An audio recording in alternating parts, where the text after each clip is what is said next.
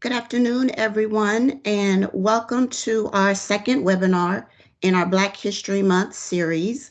My name is Tanya Smith, and I will be your host for our second webinar series as today we talk about Jane Crow. Today, I would like to introduce our speaker, Ms. Kenya Wilson. She is the current department chair for business and technology and serves as an instructor for human resource management at TCC Connect campus. She also serves as a coordinator for the HR programs and developed the human resource management program, which launched in fall 2019. In 2021, Kenya was nominated for the Chancellor's Award for Exemplary Teaching. Her relevant background includes organizational development, staff and talent development, and learning and development. As a dedicated subject matter expert in her discipline, she is a part of the Fort Worth HR, a local professional organization where she serves on the board as the Emerging Professionals Director. Kenya is originally from Wichita, Kansas, and attended Wichita State University and Friends University. Kenya is also a member of Alpha Kappa Alpha sorority, which was founded at Howard University in 1908. In her free time, she enjoys dancing. She's taken classes from hip hop jazz and belly dance. She also loves to play in the soil, and don't you dare call it dirt, gardening and taking care of her plants. She likes spending time outdoors and playing games with her two children, 13 and 5. Please help me welcome Miss Kenya Wilson to the screen as she discusses Jane Crow. Hello, hello, hello. Thank you very much, Tanya, for that wonderful introduction. So let me go ahead and try to upload the slides. I want to make sure that you are able to see them. So please give me a thumbs up or let me know in the chat if you can see my presentation. All right. Yes. Sounds good. Sounds good. Okay, so today the subject that I'm bringing to you is Jane Crow. And as Tanya said, Wilson, I'm the Department Chair of Business and Technology here for TCC Connect campus and the instructor for Human Resources Management. I've been with the district going on 10 years, coming up this November, and have served in positions all related to online learning. All right. So, what is Jane Crow? I don't know how many of you are familiar with the term Jane Crow and what it all encompasses. So, what I'll be doing just to kind of keep you all awake so you don't fall asleep during my presentation, I'll be checking in with you just to ask you a few questions. And if we have time at the end, we may have a quiz. So, if you would very quickly in the chat, when you think of the phrase Jane Crow, what comes to mind? So that can be anything, whether you're familiar with Jane Crow, the term, or not. So let me see what you all got, what y'all have to say about Jane Crow. Don't be shy.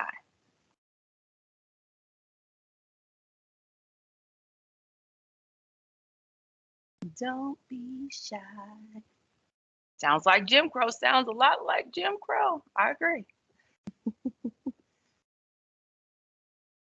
All right, we have one more coming in and I will get into what Jane Crow is. Okay, so most people, when they think of Jane Crow, they think of Jim Crow, which makes total sense. So, most people who are familiar with post slavery Reconstruction, they're familiar with Jim Crow, right? And how it affected African Americans throughout the 21st century. If you don't know what Jim Crow is, it was a system of laws and practices that were implemented and systemically designed to disenfranchise African Americans after slavery, after they were freed. This included policies on the federal, state, and local level that impose segregation based on factors such as race, housing, education, work, and even leisure activities based on the idea of being separate but equal. And while Jim Crow was used to describe these conditions of segregation and disenfranchisement for African Americans as a whole, it really didn't fully describe or capture the discrimination that Black women faced in those same situations, but adding the factor of gender. Black women have and continue to sit at the intersection of race and gender, which is often overlooked when discussing the struggles of African Americans and people of color in this country. So in comes Jane Crow. Jane Crow is a term coined by Polly Murray in 1947 to describe the impact of the discrimination that Black women faced in these same situations as a way to bring awareness to the unique struggles of those women who sat at that intersection of race and gender. So I'm going to talk a bit about Polly Murray, and I'm going to spend a bit of time here because she coined the term Jane Crow, but she also did a lot of work that served as a strong foundation to a lot of different movements related to feminism as well as civil rights. And here's a quote from Murray, and it says, "Black women historically have been doubly victimized by the twin immoralities of Jim Crow and Jane Crow. Black women faced with these dual barriers have often found that sex bias is more formidable than racial bias." And when I think of Jane and Jim Crow, I think of it kind of like a partnership or a marriage, so to speak, two entities that really were set in place to really disenfranchise African Americans. All right, so who is Polly Murray? Polly Murray was born Anna Pauline Murray in Baltimore, Maryland in 1910 to her mother, who was a nurse, and her father, an educator and poet. She learned to read by the age of 5 and graduated from high school at 15, where she also served as the editor-in-chief of the school newspaper, the president of the Literary Society, secretary, and the member of the debate club. Most of her excellence was partially motivated by being aware of the discrimination that African American women face, especially in the South, where most of the Jim Crow laws were heavily enforced. Polly went on to move to New York City and attended Hunter College after high school, contributing to the discourse on civil rights, later befriending the likes of Langston Hughes, Mary McLeod Bethune, and W.E.B. Du Bois. She graduated during the Great Depression from Hunter in 1933. After doing some more work in her career, she 5 years later applied for the graduate school at University of North Carolina, Chapel Hill, and was rejected based on her race. Later on in her life, after most of her accomplishment, UNC offered her an honorary doctorate, to which she declined, and understandably so. During the Montgomery bus boycotts in 1940, she refused to move to the back of a segregated bus in Virginia when she was on her way to Durham, North Carolina to visit for Easter. And then because of that, she was subsequently jailed. These experiences and her work and her passion about civil rights and African American rights fueled her passion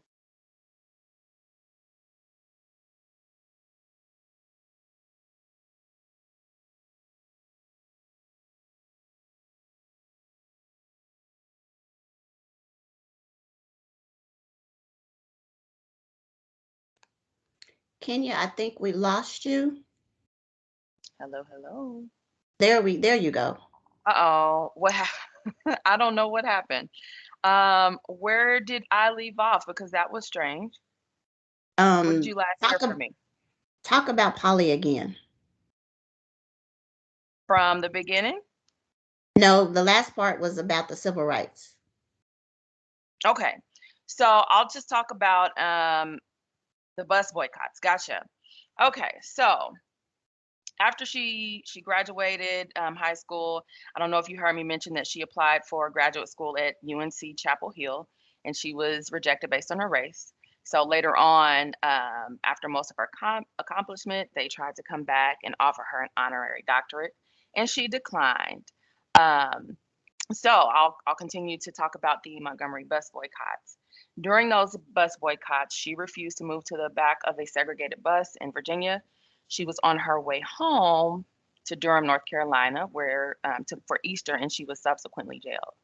And all of her work and her education and her passions kind of fueled um, the fire in her to stand up for civil rights and helped inform her career as an attorney, activist, and organizer. Due to her work in these areas, her work also with the National Urban League and the Women or the Workers Defense League, she caught the attention of lawyer Thurgood Marshall, who ended up writing a letter of recommendation for her to attend Howard University, an HBCU or historically Black college and university, in their School of Law. She was awarded a scholarship in 1941. However, this particular triumph for her and the recommendation for her to attend Howard did not come without opposition or difficulty, because then here comes in the sexism that she started to face. She was the only woman in the law school for her class, and one professor claimed that he didn't understand why a woman would want to go to law school, because how dare women step outside of traditional roles or service related positions to become scholars and really impactful in their communities and other fields. This fueled Murray's passion even more and birthed her commitment to feminism, and then led her to coining that term Jane Crow to describe the prejudices against women, especially African American women. She went on to become an active member of the Congress of Racial Equality, or CORE, and heavily contributed to the dialogue on the intersection of race and gender-based discrimination. She went on to serve as a feminist and staunch advocate against segregation, later being commissioned by the United Methodist Church, who also opposed segregation. She was commissioned by them to write a pamphlet about how segregation impacted the church's individual mission. That pamphlet turned into a whole book titled States Law on Race and Color, published in 1950. And this book was disseminated to many colleges, universities, as well as law offices. Her mentor and colleague, Thurgood Marshall, called it the Bible of the Civil Rights Movement. And this work was cited as one of the foundations for arguments posed in the Supreme Court case of Brown versus the Board of Education. All right. Murray went on to serve as the only African American at the law firm Paul, Weiss, Rifkin, Wharton, and Garrison. And she went on to publish even more books, one of which is titled Proud Shoes, The Story of an African Family, which explored her family's ancestry. This particular work is credited as pivotal work regarding African American genealogy.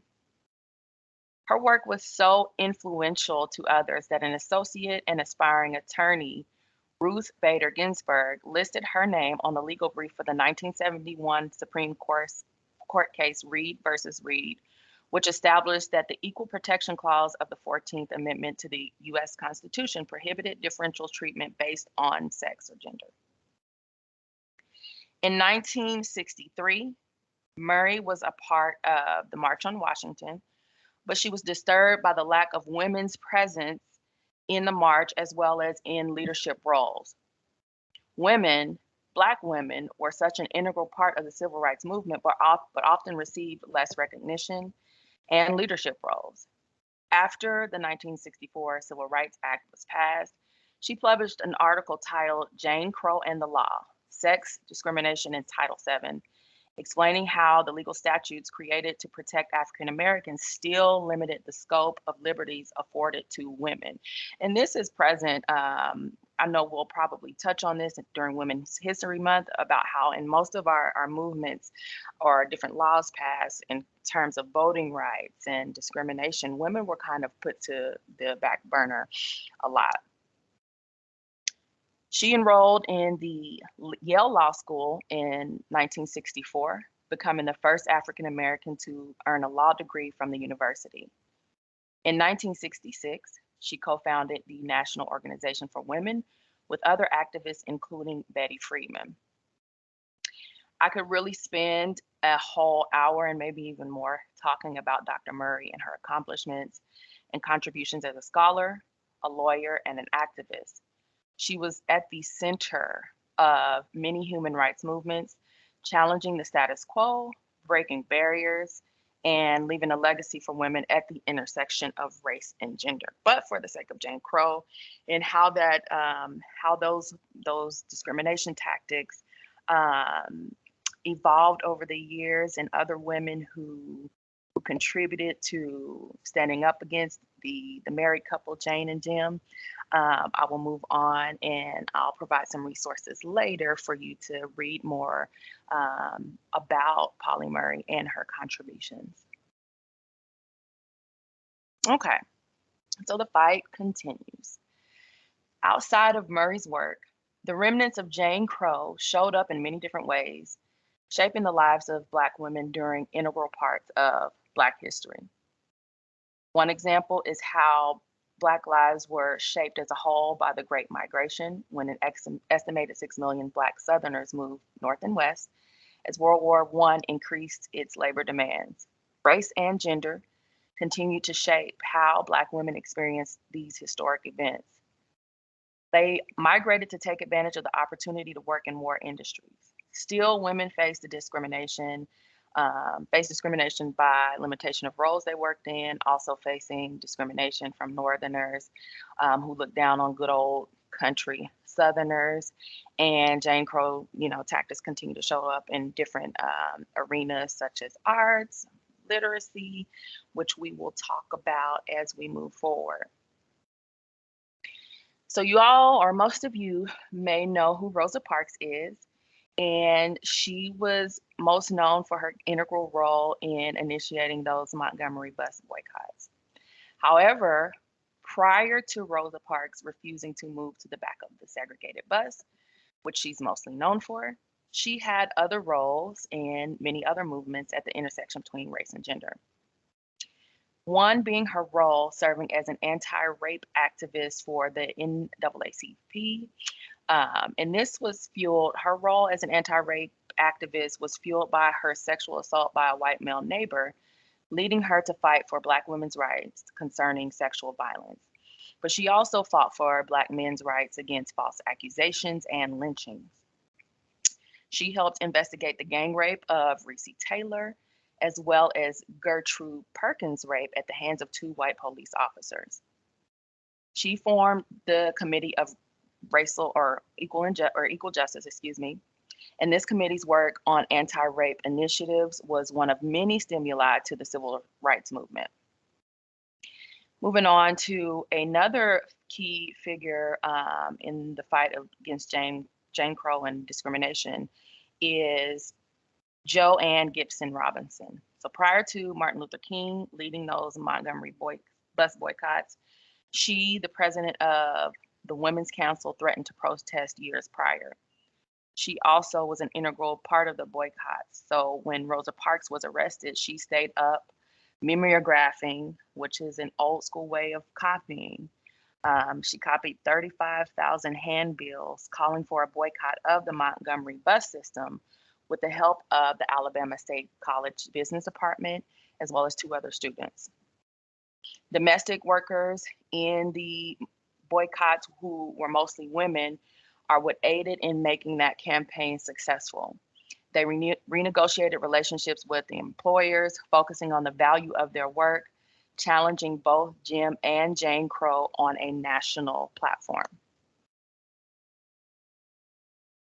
So let's look at the fight against Jane Crow in terms of literacy. So we'll look at literacy in the 1940s. Black women had a strong writing and literacy presence, which was heavy in the 40s, critiquing the union of racism and sexism in how the lives of Black women were portrayed.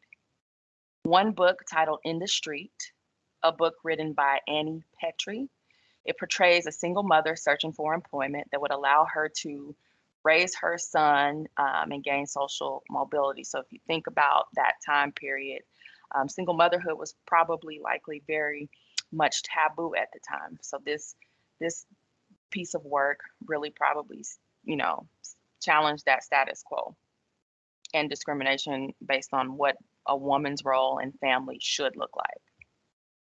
Another text was In the Living is Easy by Dorothy West, where she writes about migrant Cleo and her protest against the patriarchal systems within her own home and family life.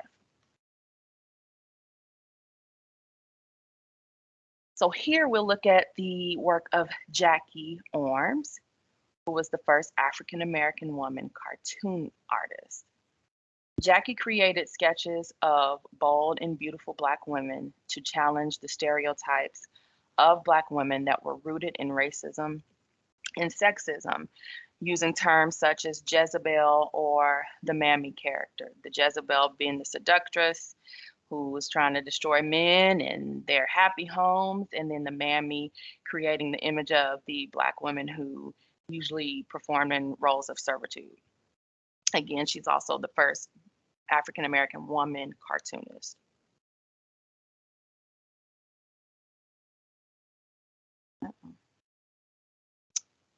Let's see.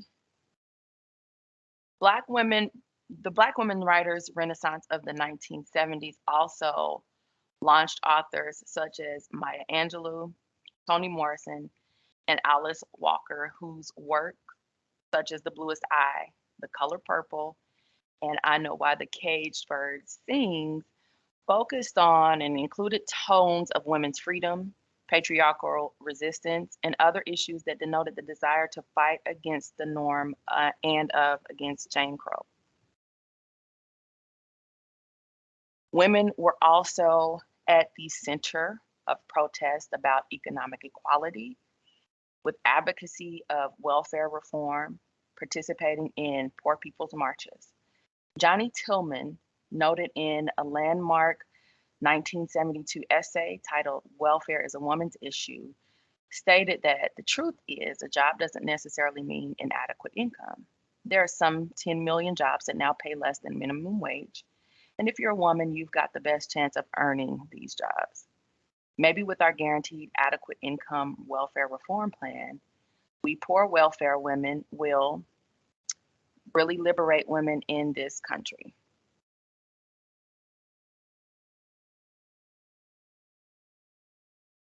One other quote unquote hidden figure behind the March on Washington was activist Dorothy Height, who fought for the rights of the Black community and Black women until her death in 2010. She focused on the political mobilization of Black women and was a key in giving a voice to women who were excluded from getting involved in politics. She also helped create the National Women's Political Caucus, along with feminists Gloria Steinem and Betty Friedan. So here we'll touch briefly about the issue of colorism and how that also was a facet of Jane Crow and affected African American women. Nannie Helen Burroughs faced a common form of discrimination inside and outside of the African American community known as colorism. Colorism is defined as a prejudice or discrimination against individuals with a dark skin tone, typically among people of the same ethnic or racial group. Nannie was once denied a teaching job in Washington, D.C. for being too dark. She went on to create the National Training School for Women and Girls, a trade school for Black high school and college girls in 1909. These women and countless others are examples of women's roles in shaping the strategies and ideologies of civil rights movements and other movements fighting against both Jim and Jane Crow. Other hidden figures include those, if you're familiar with the text in the movie Hidden Figures, um, that describe the lives of Katherine Johnson, Mary Jackson, and Dorothy Bond, who were all NASA mathematicians. And so if you have not seen that, I definitely encourage you to watch it because it is very informative and as well as entertaining.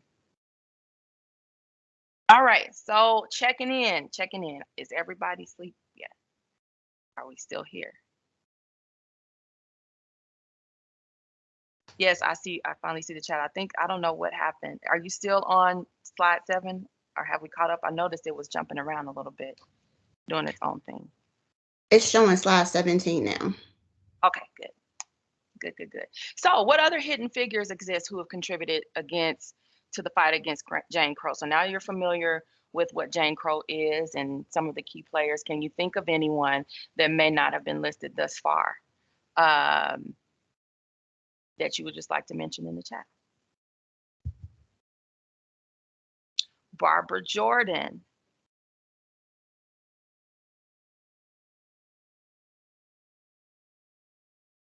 Okay, and Misty, can you tell us in the chat just really quickly about Barbara Jordan?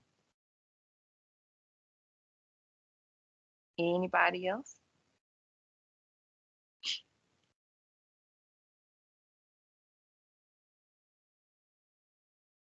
All righty. While you're doing that, Texas House member and lawmaker.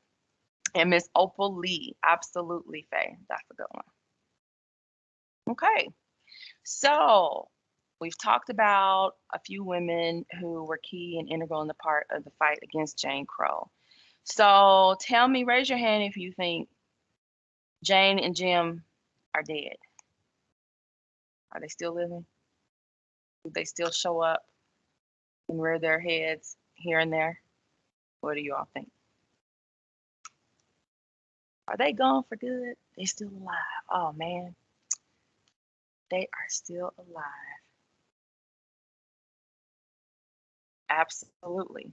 So I'm going to talk about how or what Jane Crow looks like today. She might have, changed forms, but we know that when we acknowledge the effects of both Jim and Jane Crow on Black women's life and their representation, it allows us to honor their critical contributions to the civil rights movement and other monumental movements.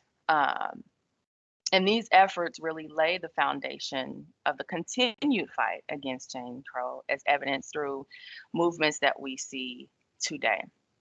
So I'm going to talk about these particular movements briefly. So in modern culture, what does Jane Crow look like? I'm going to talk about first, Say Her Name. Say Her Name is a campaign or a movement that was created in response to the Black Lives Matter movement and the mainstream media's tendency to sideline the experiences of Black women when it comes to police brutality as well as anti-Black violence. This particular campaign builds off movements such as Anaya Betatri's 2000, I don't know if I pronounced that right.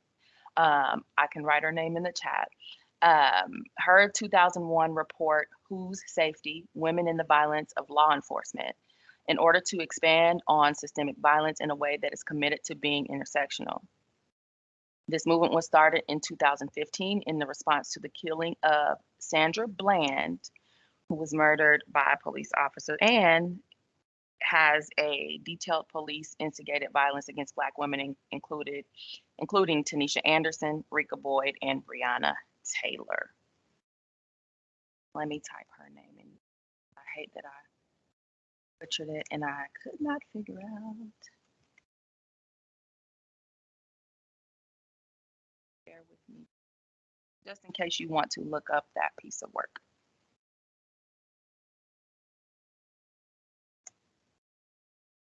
All right, it is in the chat. Next, we have Cite Black Women. This was a campaign created in 2017 by Kristen A. Smith to strongly encourage people to engage in the citation and acknowledgement and honoring of Black women's transnational and intellectual productions. It was created to motivate academics and really everyone to reflect on their practices of citation in their works, as well as personal inventory of incorporating Black women into the core of their own work. This movement grew and expanded to social media using the hashtag #CiteBlackWomen and Cite Black Women Sunday.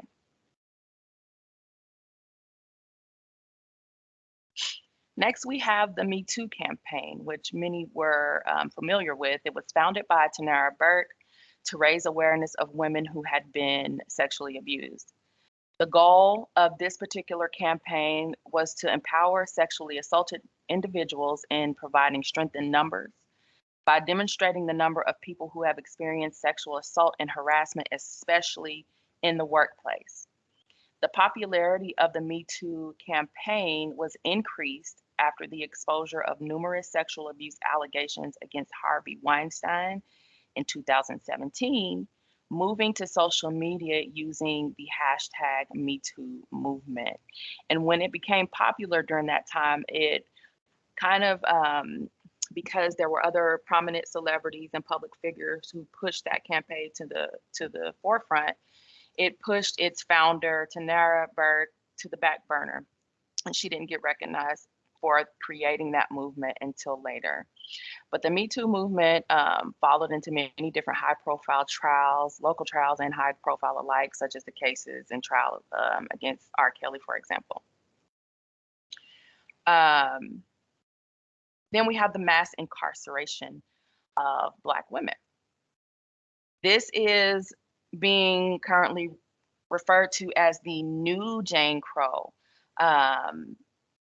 And it examines the mass incarceration of Black women and perpetuated parental separation, which is mostly examined here. This has been explored to increase the discourse and conversation surrounding the invisibility of women in the criminal justice system.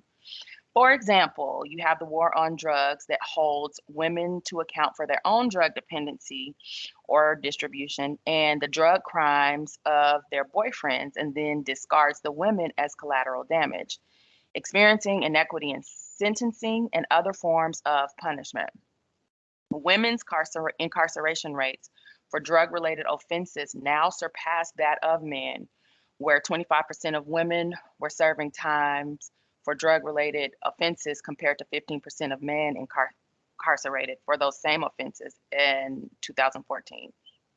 African American are continuously statistically overrepresented in this area.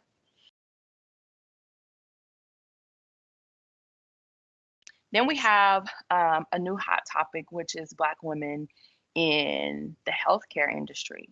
So awareness regarding Black women's experiences in the healthcare industry is constantly increasing because of this continued discourse around it.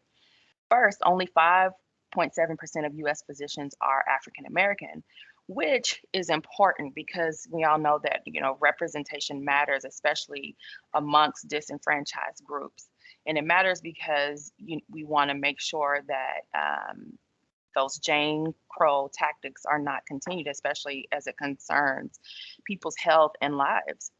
Many women face discrimination in the healthcare system where health professionals don't necessarily take their concerns seriously.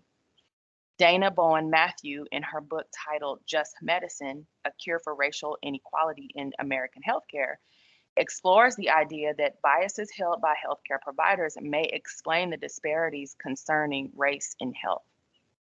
There are physicians who admit to harboring negative attitudes about racial groups or feel like that Black women can handle pain more so than others. This leads to Black women not being heard, their healthcare concerns not being taken seriously, them being dismissed, misdiagnosed, and underdiagnosed. Black maternal health is also kind of a subset of this particular area, as the US already has the highest maternal and infant mortality rate compared to other developed countries. The survival rates for African American women and their babies are even more dismal. They have the highest infant mortality rate and other high maternal mortality rates as well.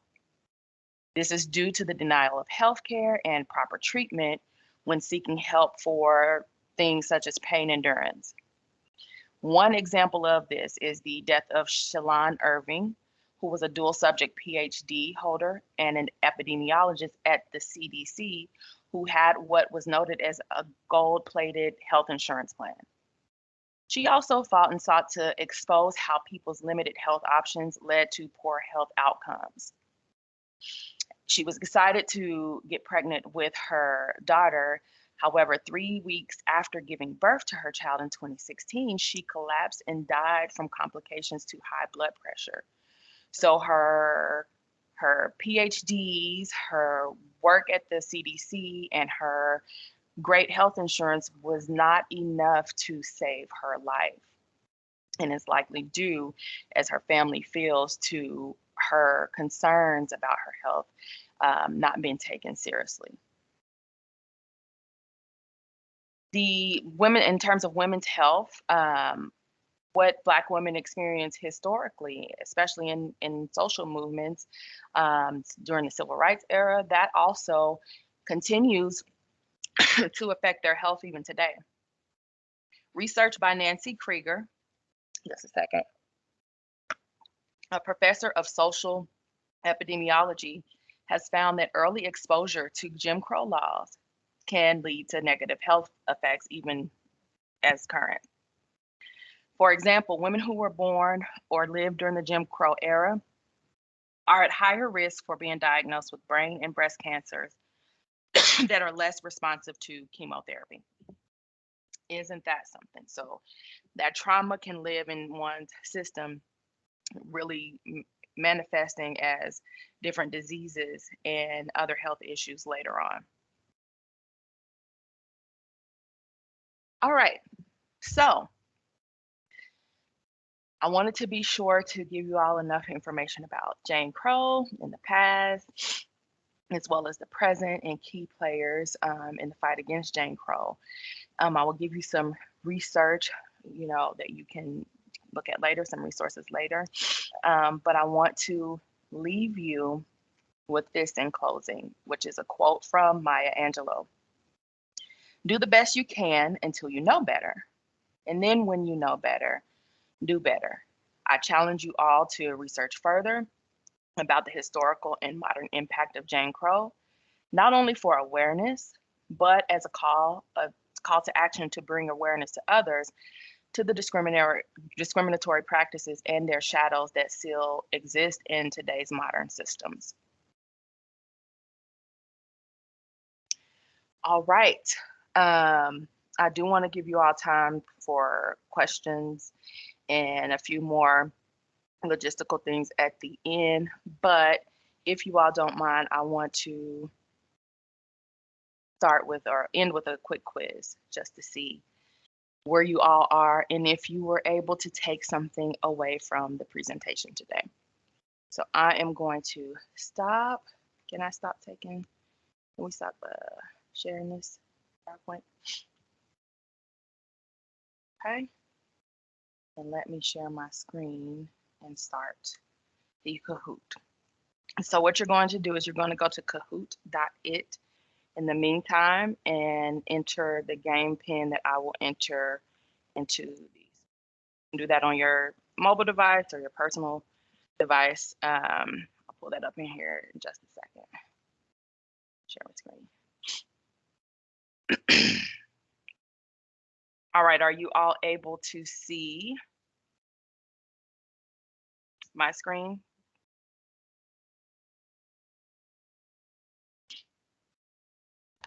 Yes, we are. Okay, great.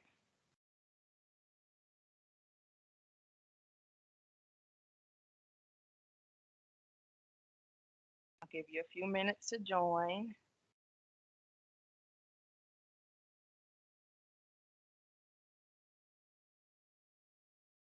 Have Majestic Crab.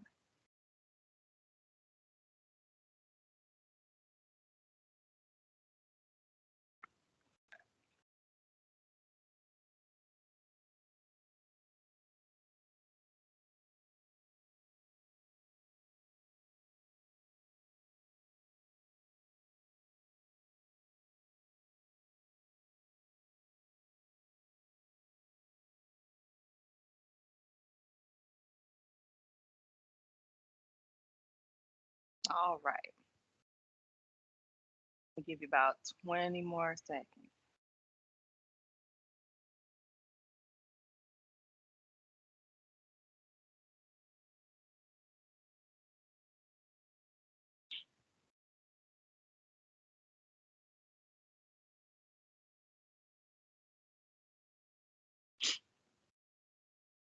All righty, let's go ahead and start.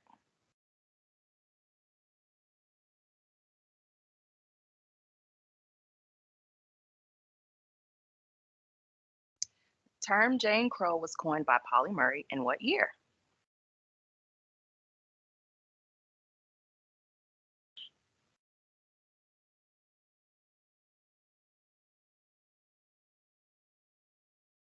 (1947).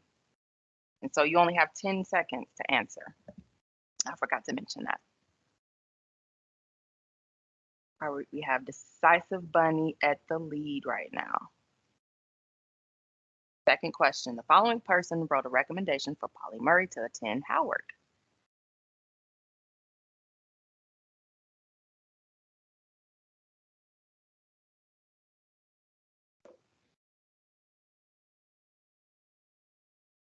Thurgood Marshall is the correct answer. Okay, we have Decisive Bunny still in the lead, and Blue Egret is moving up the ranks, and Soaring Hamster in second. For the bus boycotts, Rosa Parks was doing what type of work?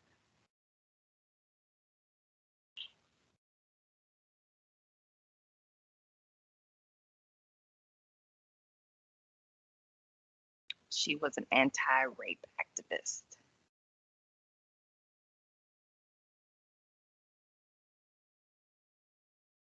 All righty, we have some competition here.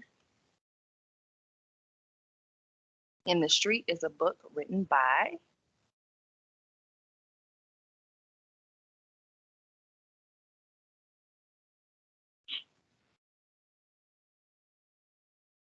Annie Petrie. And that's the correct answer. All righty, Decisive Bunny is holding on to that lead. Dorothy Height helped form the following.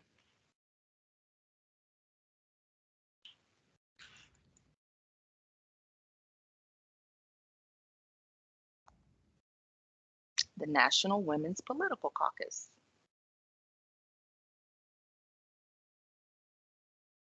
Okay. Question 6. Colorism is defined as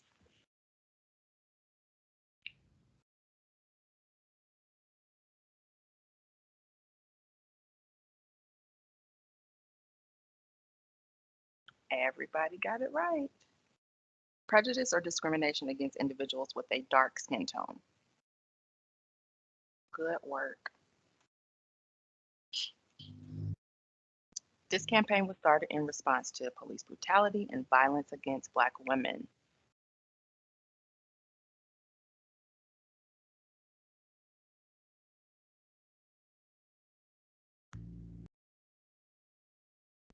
Yep, say her name.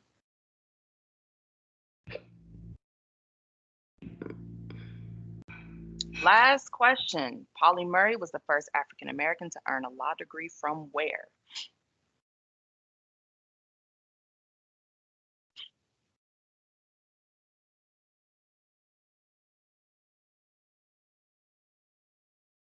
Yale.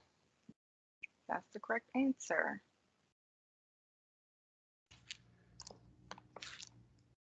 All right, we have Blue Egret in third, Soaring Hamster in second, and our winner for today's Kahoot is Decisive Bunny.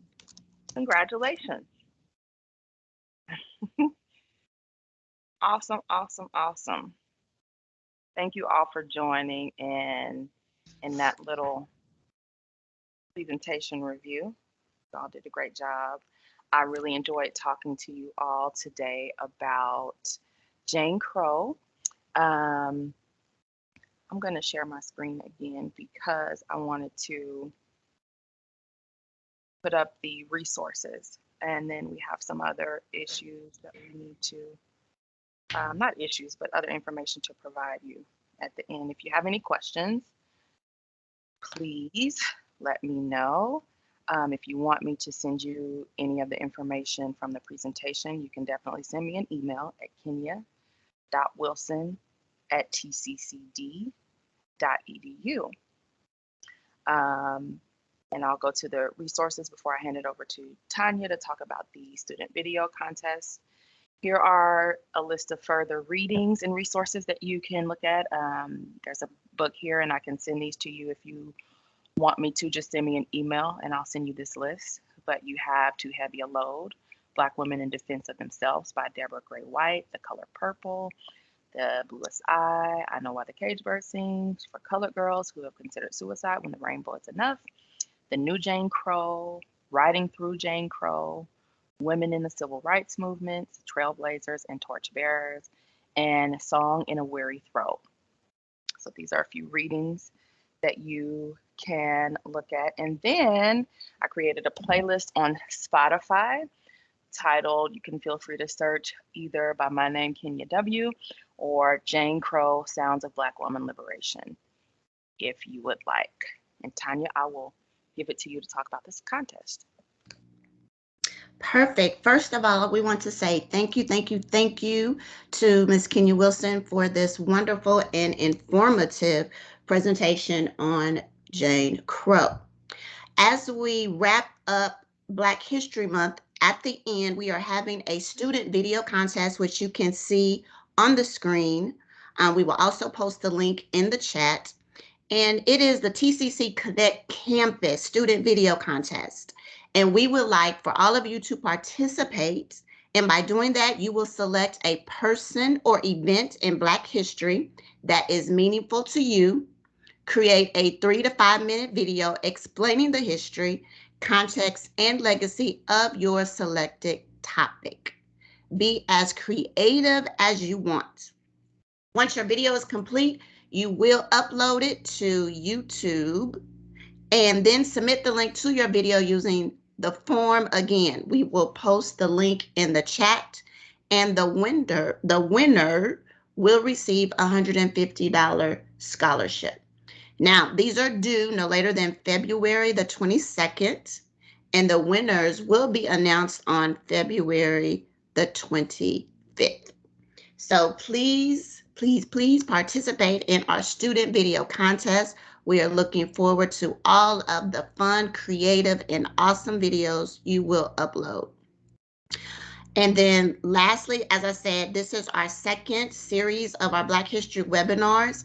And our next one will be next Monday, February the 21st. And that is entitled Milestones in the Movement. Milestones in the Movement. And that will take place at noon, Monday, February the 21st. Now, as you attend all of our webinars, we do have a student attendance link, and I do believe that is posted in the chat, or it will be posted in the chat. So please click on the link so that your attendance can be credited. Before we wrap up, are there any questions for our presenter regarding our presentation for today? Or are there any questions regarding our student video contest, which we know you will participate?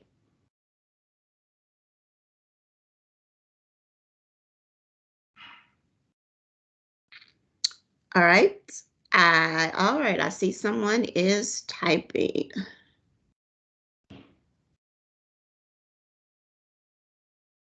And again, the deadline for our studio contest is February the 22nd.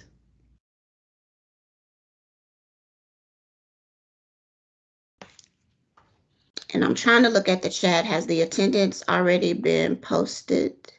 Yes, it is. Okay, awesome. Thank you so much. And again, if you can, give your hand claps to our presenter, Ms. Kenya Wilson, for her wonderful presentation today.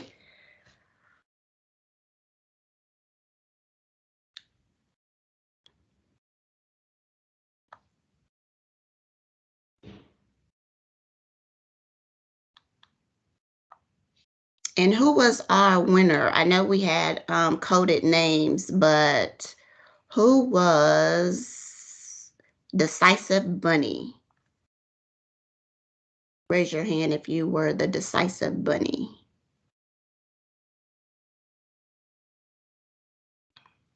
Congratulations, Megan. Congratulations.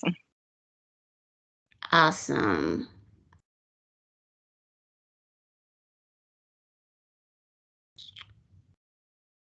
All right, I guess we don't have any other questions.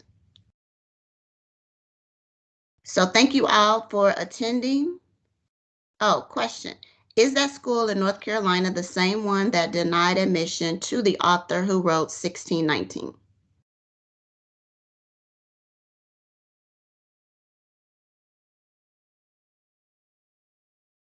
Do you have that answer?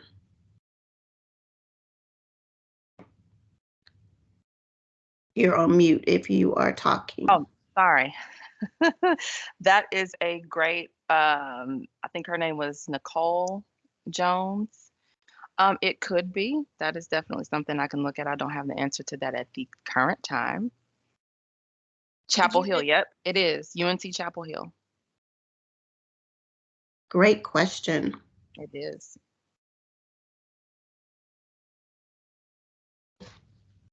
Very interesting.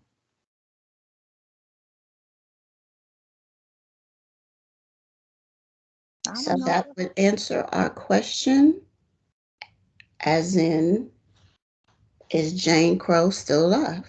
Yes, very much so. Very much so. Well, I enjoyed talking to you all today. Thank you all for having me do this, and I am glad you all attended, and hopefully you were able to take away something to look at further and research further, and maybe it will spark additional interest for you to join some of the movement or do research yourselves, or even, you know, just continue to bring awareness to certain topics covered today. Great, and thank you for the playlist. I love music. Music feeds the soul.